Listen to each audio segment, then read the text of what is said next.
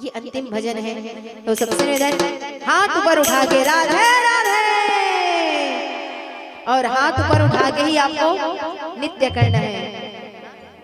तो हमारी माताओं से निवेदन आप खड़े हुए, हमें अच्छा लगा, मगर केवल खड़े बस हो तो अच्छा नहीं लग रहा, तो थोड़ा खड़े होके थोड़ा भगवान के भजन में ठुमकना भी है, नित्य भी करना है। ये अंतिम भजन है।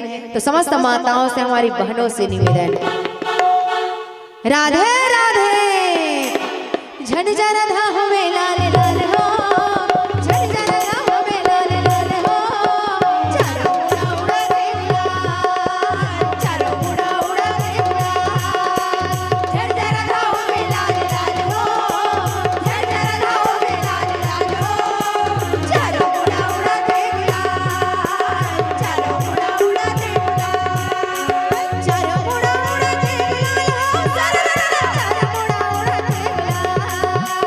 चारों उड़ा उड़ा दे गुलाल हो, चारों उड़ा उड़ा दे गुलाल, होली खेलते लते लाल हो, होली खेलते लते लाल हो, चारों उड़ा उड़ा दे गुलाल, चारों उड़ा उड़ा दे गुलाल, चारों उड़ा उड़ा दे गुलाल, चारों उड़ा उड़ा दे गुलाल, चारों उड़ा उड़ा दे गुलाल, चारों उड़ा उड़ा दे गुलाल।